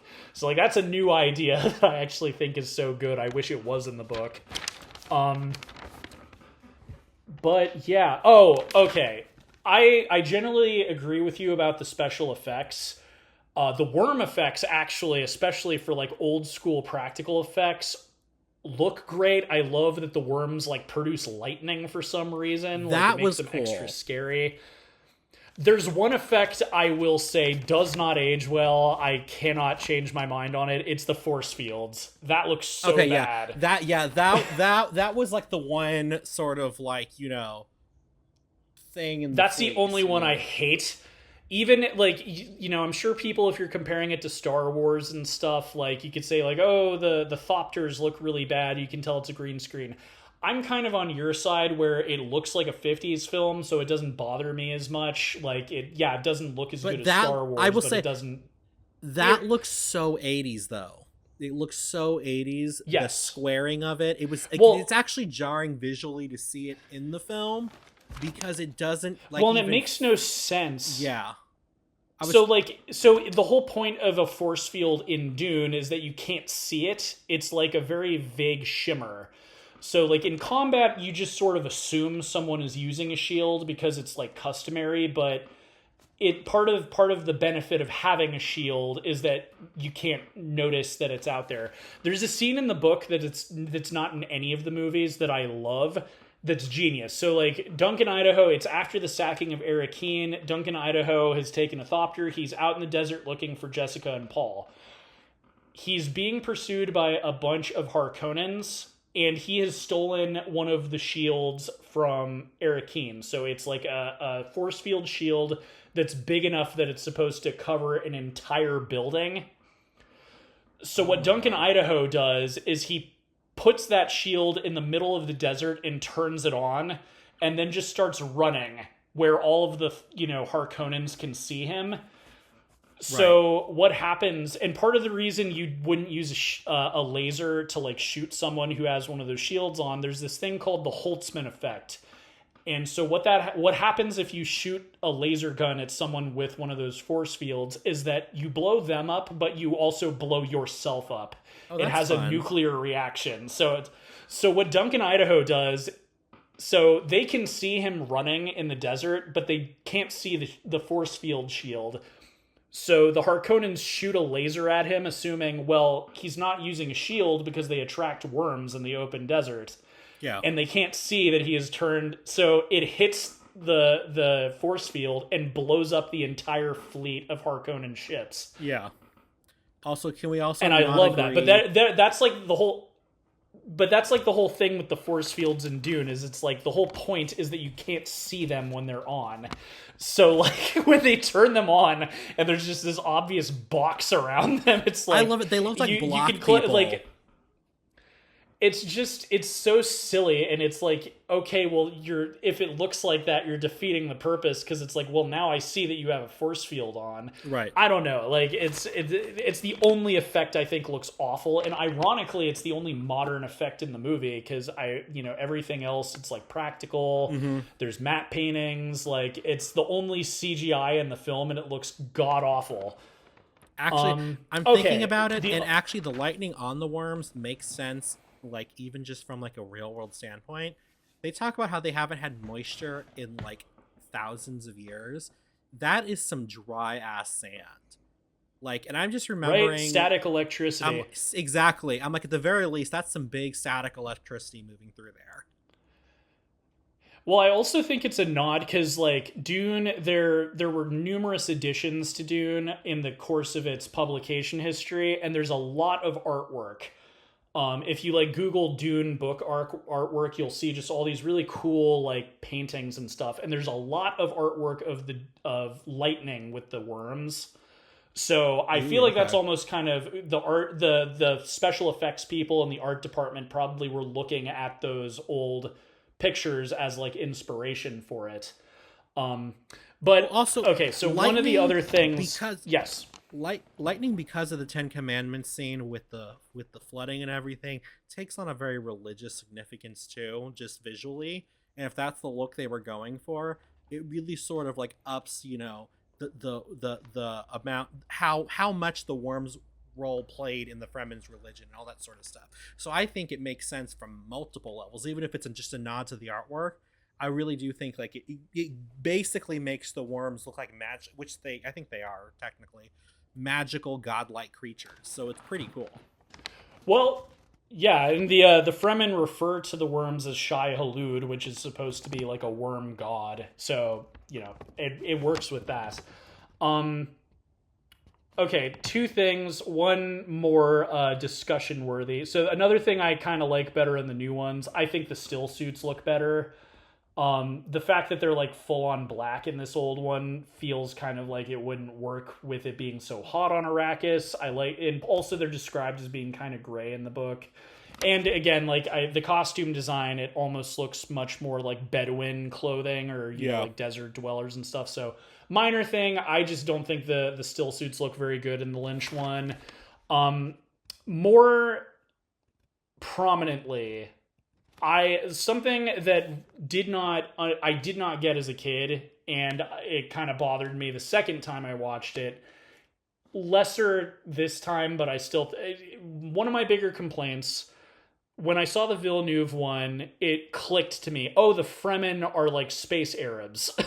Yeah. Like, they hired a bunch of darker skinned people. You could kind of tell that their language was based in Arabic. You do not get that whatsoever in the Lynch one. It's like, I don't want to say it's like racist or anything, but it's all like, white people, they don't really like use the language that much. Frankly, I think it's also partly because the Fremen part of the movie is the most cut out of the movie. Like, you don't really get a lot of the Fremen culture. It's kind of like, we were just talking about Stilgar is like a main character. I just finished reading the third book. He's still in that book. Like he's a big character in the Dune series, and like I said, Everett McGill. If you took all of his speaking in this film, it would probably last like 5 minutes. So Right. a lot of the Fremen stuff was cut out. Maybe if there was more of it in the film, maybe in the 3 hour version I haven't seen, there's more of it. But when I was a kid, I did not understand that like it was supposed to be kind of a metaphor for like the Middle East, and that they were supposed to be kind of like Arabic people. Well, it's So interesting I do because think that is a bit of a problem. I actually, it's interesting that you brought up that metaphor because what something a visual I was gonna bring up that I really really liked is when they get to the Fremen, hold or wherever they're at, and he shows them all the water that they have. They do this prolonged shot on it, and I know it's dark down there, and you can just see ripples. It looks like oil, and that was so intentional. One, from what I was just thinking of, just the fact that because like we think of how valuable oil is to us in our society, it's like more valuable than water. So we wanted to make that comparison, but also when you bring up that it's a metaphor for like the Middle East and those countries over there, what do we get from them? We get oil from them. So that was a very very intentional visual choice that I love. It's yeah, no, and that's a good point too. And yeah, now that I think about it, so first off, it's called a siege. That's what a Fremen, cave dwelling thing is called. A siege. When we But get to their siege. siege. It's kind of dark. So siege, the word means place to gather when there's danger, but because the Fremen were in such persistent danger from the Harkonnens for like a century, siege just became the word for home essentially. Like even though it's Makes like place sense. to gather when you're in danger, they're just so constantly in danger that they're always at the siege. Um so yeah, like so that is in the books. I'm trying to remember. I feel like you might have seen the water in the second Dune film, but You do? maybe I'm misremembering. You do I see the think you water do. still. Again, it's like But it looks more like, I I don't will say think it I looks don't more think it's like made to water look to like us. oil. Yeah. Yes, no, I don't think it's made to look like oil. Because that's like a whole plot point too. There's like kind of this ironic thing where so spice is the most valuable substance in the galaxy, and that is what is supposed to be like the metaphor for oil. But there's this irony where water is valuable to the Fremen because they have a ton of spice. There's even like a little subplot in the book that wasn't really. I think maybe they did have like an offhand remark in the movie, but the Fremen are secretly paying the Spacing Guild so that their satellites aren't watching them because they Love have that. so much spice they can just give it away. Ironically, though, water is what is their currency. It's the most valuable resource to the Fremen. No one else cares about water but the Fremen, but it's such a big deal to their culture that their money is water. Around their neck, they have a necklace with what are called water counters, and they're little rings that show how many liters of water you own. And so you don't have the water on you. They have Hmm. water keepers that like keep the tribe's water. That's like their bank. But on your neck, it's like, okay, cool, I have 300 liters of water, and that's your water. And that's like, and if you're paying for something, like, okay, here's 5 liters of water, and you give them a little ring, and that person puts that water counter on their necklace. So, I like, it's this love ironic that. thing where it's like the Fremen, like, they have so much spice they could probably buy several planets, but, like, they don't care about the spice because it's all over the place because they live in the desert and it's Wait, just so why don't they everywhere, just and sell they their ride worms. spice, buy another planet where there's water, and then they'll have enough of both? Well, because they don't have any. Again, like Dune, it's very much like real life. They don't have any representation in the government. They have no seats on the Landstrad, and as far as the person governing Arrakis, they want to kill all of the Fremen. So, like, they're giving it to the Spacing Guild because the Spacing Guild is like Switzerland. They're unbiased. They'll just take spice from anybody. And Right. they're so influential because you can't go anywhere without the Spacing Guild that it's like no one's going to attack the Spacing Guild. Um, But the problem with, I mean, I guess I don't know. It's interesting because I guess you could make an argument that they could pay to get off world, but also the planet is very like sacred to the Fremen, so they That's wouldn't true. dream of like leaving it. It's it's complicated, but that's what I like about Dune. It's very true to life It's because very like you see this. nuanced. God, I hope this doesn't become like a political thing, but that's something you've been hearing a lot with what's going on in Gaza is it's like, well, why don't they just leave? And it's like, well, it's their home, man. Yeah. Like it's like they don't want to. You know, yes, their cities have been leveled and stuff, but it's kind of the same argument with the Fremen. It's like they could buy their way off of Arrakis and like, you know, start over somewhere else, Well, but it's like their just so homeworld. we're Something clear, the point I was making with the Fremen was not that they have to leave or should leave, but that they have the no. opportunity to run two worlds, live here, and have water flown in from their second planet of water. Maybe. I'm just But yeah, saying. it's like it's like a I whole just spiritual solved thing. Dune. I solved Dune. Something else that isn't brought up in this movie, and I believe it's brought up again in the second Dune film because that's where you get all the Fremen culture and stuff like that. It's in the books. So Arrakis is what everyone calls the planet, like in the Imperium. Yeah. In this film, or like in the David Lynch one, Irulan at the big exposition dump at the beginning, she says some call it Dune. Something I always found funny, like even when I was reading the first Dune book, is that like no one calls it Dune. Like it's like, oh, some people call it Dune, but then for this movie and for like everything, they all refer to it as Arrakis. The kind of significant thing is, so Dune is the Fremen word for the planet. Got it. Okay, makes sense. So it's like, yeah, no one calls it Dune except the Fremen, but that also, again, it kind of keys into See, the and whole that sets it up that the only spirituality and stuff. perspective that sets it up that the only perspective that matters is the perspective of the Fremen. See, I told you. I'm solving this whole puzzle. Although the Fremen in this film, as far as I remember from this recent viewing, I don't think they refer to it as Dune either. I don't think they refer to it as Arrakis either because the Fremen don't talk in this version. Like there's not That's true. it's the stuff that was like most significantly cut. And you even said it at the beginning of this review. Like they focus more on the Atreides. I think that was just the stuff that was cut. Is like I think there was probably an hour more of stuff with the Fremen, and that's probably in like the 3 hour cut got cut out of this movie. So maybe there's more stuff I would have like understood as a kid or anything like that. But I think at the end of the day, at least for why I prefer the Villeneuve ones, there's like a grounded humanity to it. Mm-hmm. Like this one, again, nothing wrong with it. I like the fact that it feels like an older movie, but there's like sort of an alien feeling to it where, again, you really get this, especially with like Paul living with the Fremen in the new movies. And it goes back to Frank Herbert's point with Dune, or like the thing that he's passionate about is ecology and living in tandem with your environment. And that's why he has so much love for the Fremen in his books and kind of portrays them as the most likable people in the books. Is that instead of like trying to control the planet, they live with it. Like the whole riding the sandworms is such a great, like elegant metaphor for like how they live in tandem with this really dangerous environment. See, that's And interesting I because think the new movies, I don't think Frank would Yeah. like the new movies because I feel like in the new movies they kind of make the Fremen look gullible. well, they are. Like- That's the thing. Like, Well, yeah, but well, not he has this not love all for of them. and like we talk about Stilgar and like I'm like literally like Paul is like literally ruining everyone's lives and they're like no he's the chosen one. I'm like y'all get serious.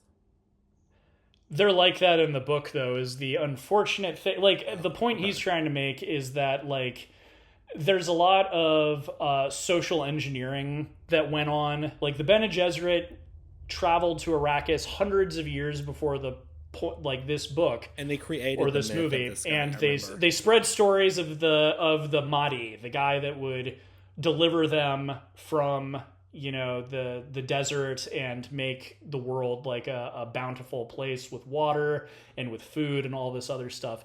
So it's generational. It's the same way Got that it. because you're a more religious person than me. I'm not gonna say like he's things gonna call didn't happen. he's gonna call me, but gullible. it's well, like in the same way that Yeah. I mean, you see it in today. Like I could go back to like Jesus Camp or something where people like latch on to politicians like George W. Bush and pray to cardboard cutouts of him. Oh my God, that was so disturbing. Like who knows what happened during the times of Jesus? Maybe it happened exactly the way it was, or maybe things happened and stories were developed, and over generations and generations, there was sort of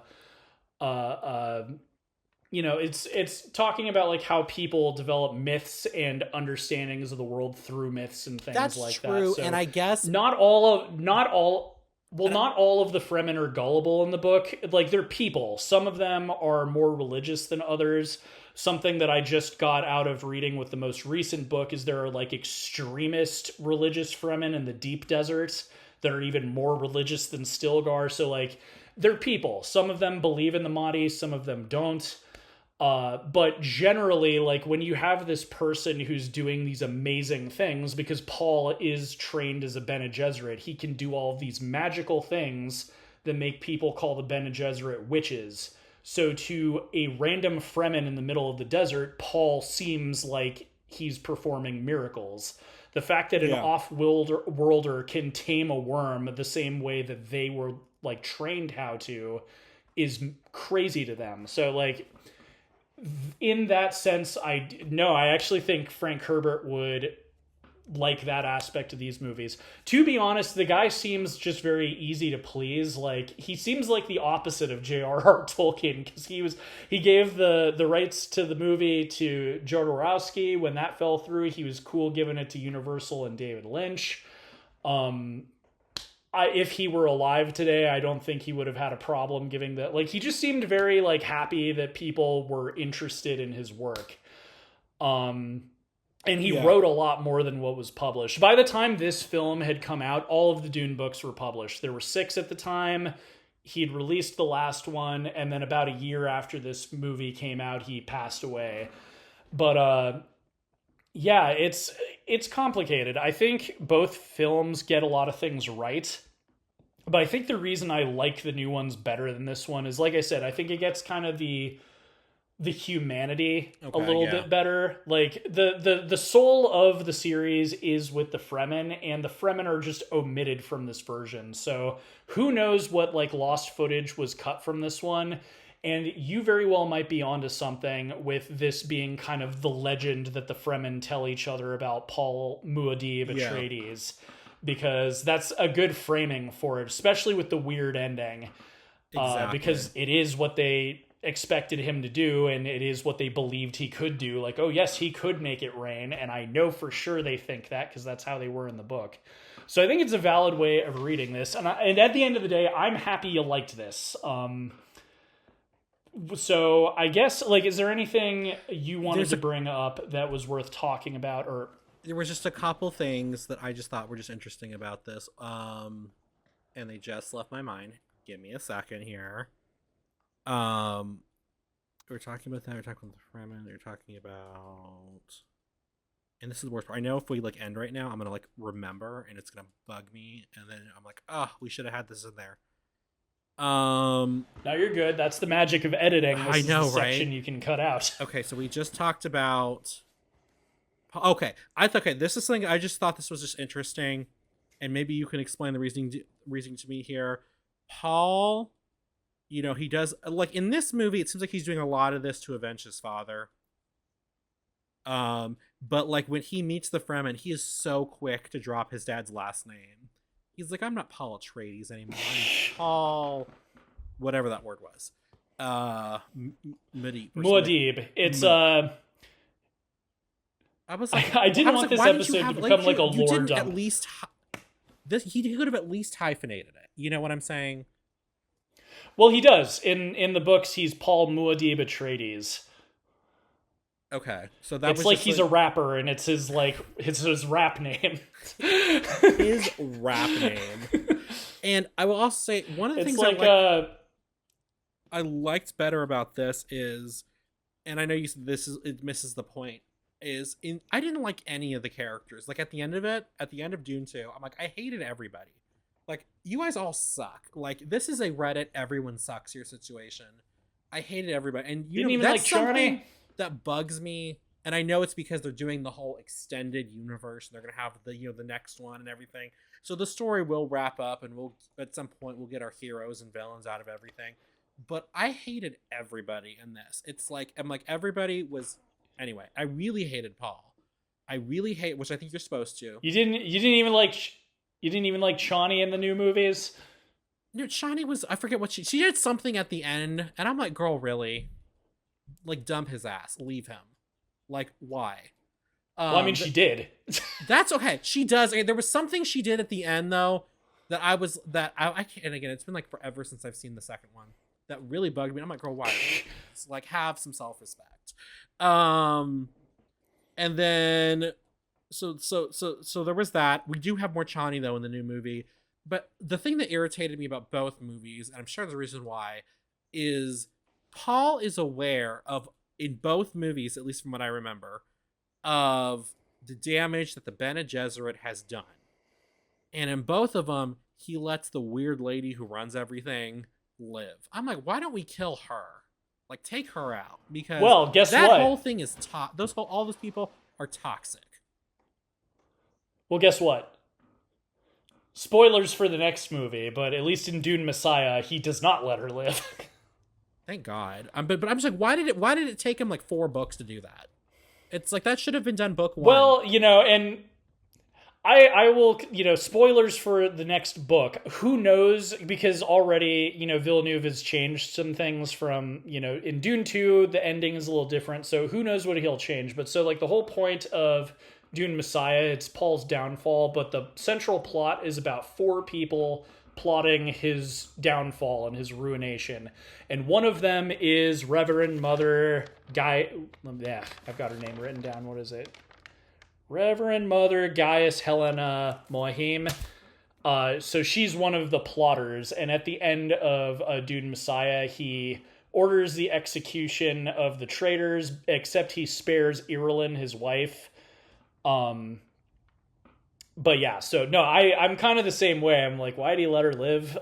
Right, because I mean, like, I would understand it if he was not unaware of how bad the damage was. I was like, yes, at the end of Dune Part 2, because I'd never seen anything before, I was like, yes, he's gonna kill her. I'm like, he lets the bitch live, and I'm just like, why?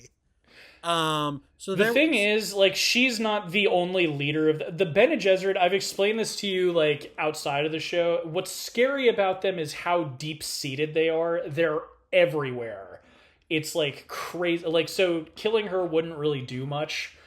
It would make me feel better. Because, like, and that's right. It'd make me feel better. Well, and that's the thing too. Like in the book, it goes more into like, so his mother, Jessica, she was like a student of that woman, and she was super mean to Jessica. So even like for his mother's benefit, it's kind of crazy that he didn't kill her for that. But yeah, no, I don't know. I guess like for mercy or something. She's basically like deposed in the sequel, like that she doesn't have a lot of influence or anything. Like he's the big old emperor, he's a Bene Gesserit, he's a Mentat, he's everything. So like she doesn't have a lot of like power or anything. So I don't know. Also, maybe just to like seem merciful. Also, what's interesting to me is with this one choosing the altruistic ending, or as I call it, the fabled ending that Fremen believe in. I would have loved it if he had like given the Fremen control of the planet, because they're the ones who really should control the whole thing. It's classic colonialism, like at its worst. They're weird. And anyway, but that's basically what I had to say. A lot of my other stuff would just be like stuff about the lore, but overall I really liked this adaptation better. I think it's what I expected when somebody told me like this is a sci-fi epic. Like, I get it, and I like there was this, and people be like, really, they cut so much out. Like when they're like, over the next 2 years he trained. I'm like, yeah, we don't need to see him training for 2 hours. We don't need that. And after a while, and this got this way with Star Wars too. After a while, I get the shots are pretty. After a while, it's just dirt. Like I don't need to see, like 45 minutes of dirt in a 3-hour movie. You know what I mean? It's like we don't need to have all these extra shots of this. You made your point in the first movie. Move on. Dirt is cool, but at the end of the day, sand is just dirt. Like we don't need to have all these long shots of it. So I like that they. I agree. I mean, like down. In the sense it's like Vertigo. It's like I don't need 2 hours of y'all driving in a car. It's the same thing. It's like I think the benefit would have been. I think it would have benefited with building a relationship with Stilgar and Shawnee. Something about this version that is just hilarious to me is like he's met Shawnee and like within 5 minutes they're just passionately kissing each other. Like something I think it's in the book, but I think the new movie, right? It's in the book, but it's also in the new movie. I like that there's a little bit of like back and forth with him and Shawnee. Like she is not religious. She does not believe in the Mahdi. And she thinks he's full of it, you know, and there's kind of like this flirtation. He's like, yeah, you know, like I don't believe I'm the Mahdi either. And that, like, I don't know, like, I think if there was stuff cut out with the Fremen, I would hope that it's more relationship building and like the stuff that was in the first half of the movie with him and his family, because like that's the stuff that makes you care when he has a romance with Chani. It's like, I mean, that's what makes it's so enraging in the new movies when he is like, okay, I'm emperor and now I'm going to marry Princess Irulan. It's like, what? After all of that, you jerk? Like you're not even going to like marry Chani or whatever. So like it's stuff like that I think is what would have benefited the second half. Like I'm with you. I don't need to see hours of him training with the weirding modules or anything like that. We get it. Like he's fighting back, he's disrupting spice production. We get it. That's why I like this one. They compressed it. That was a quick 5-minute scene, and we're back to the plot. That's one thing I liked about this. I will say both of them seem to falter, and to me this is where it gets the most confusing in the second half. Like after, their home is destroyed and they flee to the desert. They both seem to have some issues, because I will admit it was still a little confusing. It was nowhere near as confusing as Dune Part 2 was, because like you said, they cut stuff out and everything, but it's still, that's where it gets the most confusing. And I'm almost like, this is where y'all should have spent most of your time and shrunk down the beginning, because the beginning is, but I think that's where a lot of the cinematic and cool shots come from. That's why they don't. That's of the part, like let's say I were to take Dune Part 1 and Part 2 to put it together, I would shrink down the beginning. It's pretty easy to follow, and make this the longer part, because to me this is the part that really makes Paul, or the cool magic guy in both of them. So that's just me. I would go ahead and rate this a 3 out of 4 pitchers of sweet tea. I thought it's a classic sci-fi epic. Really good. Dune 1984. Woo! Run, don't walk. To your local Netflix streaming service. Yeah, but I really enjoyed this. I really enjoyed this telling. I need to double check. I mean, like, you'll be pleased. I'm pretty sure this is actually in the Criterion collection. I might be wrong about that. And I know for sure, so I recently got a copy of American Werewolf in London for my own personal collection we talk about Criterion a lot, and maybe this will be a good mini segment, but there's a bunch of different, film preservation collections. And one is, Arrow Video, and they do more like sci-fi, horror, kind of like B movies and stuff, but they have a version of Dune. The cover looks awesome, and just for my copy of American Werewolf in London, like chef's kiss, like the presentation, the bonus features, very happy to have it. So like this again, you're not going to be chased out of town with pitchforks and torches because you like this movie, because it actually has a pretty strong fan base. And I'm sure there's actually some Dune fans who probably prefer this one to the new movies, just like you. Personally, I like watching this one every so often. This viewing, I appreciated it the most out of the three. I still think that I prefer the new ones, and I think this one falters in some ways. Yeah. But I enjoy it anytime I watch it. And I do like that it's a nice 2 hours, because the other Dune movies are not crazy long, but they are a little bit longer. I will say they definitely, nice even if you enjoy them, I do feel like they feel their length.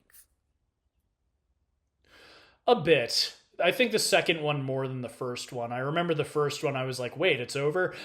Yeah. But, yeah, well, and that too, like, it's neat. I feel bad that this traumatized David Lynch so much. Like, we never got into it as much in the discussion, but to make a long story short, hellish production, everything went wrong, really, like, intense hours, like, he didn't get his way with the studio, just, like, he didn't get any creative control, and just everything went wrong on set, much like Star Wars, and it was just very stressful. And it was like, it's one of those things where you think of, like, you know, I just recently watched like the new Fantastic Four, and these movies come out all the time, you know, they're backed by Disney. Genuinely imagine being the director of like an Avengers movie. Even if it came out great, it, you know, blew the box office away. What a stressful thing that is. I feel like people just don't think about that as much. But, like, you know, go into like the special features for like Lord of the Rings, one of the greatest fantasy epics of all time. It still looked like hell for Peter Jackson. And you're either cut out for big movies like that or you're not. And I think that's more David Lynch's thing. It's not even so much that he didn't get his way, it's that it was too much stress for him to take on, and that's why going forward he only did smaller movies. Yeah.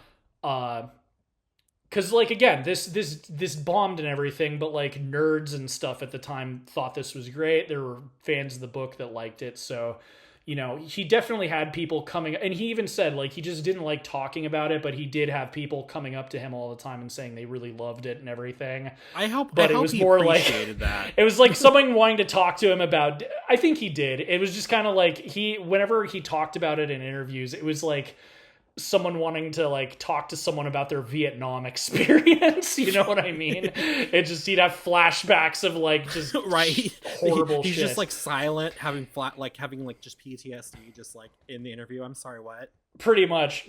There's one clip, maybe I'll find it and send it to you, where it's like you can kind of like put war flashbacks like behind, you know, like intercut with it or something, and it would fit perfectly well. Personally, 2 out of 4 shots of whiskey. Good movie, not my favorite, but you know, I always appreciate putting it on every so often. But what do you guys think? Am I being too mean? Is T being too nice? Let us know. We'll be getting back to you guys very soon with another film that the director hated. But until then, you know, leave a comment, like, share, whatever, depending on what platform you're watching, listening to this on. And hit us up on Letterboxd. We're both on Letterboxd. I'm Whiskey. I've been Sweet Tea. Oh, I'm sorry. Well, I'm Whiskey _ whatever. We'll leave it in the. I don't worry. I put them in the description boxes. They're copy and pasted. Don't worry. Good stuff. Follow us on Letterboxd. Check us out. I've been Whiskey. I've been Sweet Tea. Keeping it Kino. And suck it, Scorsese. And also, Mr. Lynch, from the other side, you have nothing to be embarrassed about. I enjoyed this story. And, you know, I'm the only opinion that matters. Woo! So. We'll see you guys next time. Bye, guys.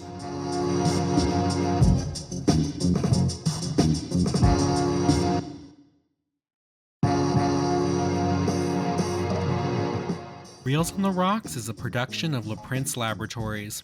It is edited and produced by Alejandro Castillo and programmed by Jamie King. Original music is provided by Pat Mars, and original artwork by Asa Esparza.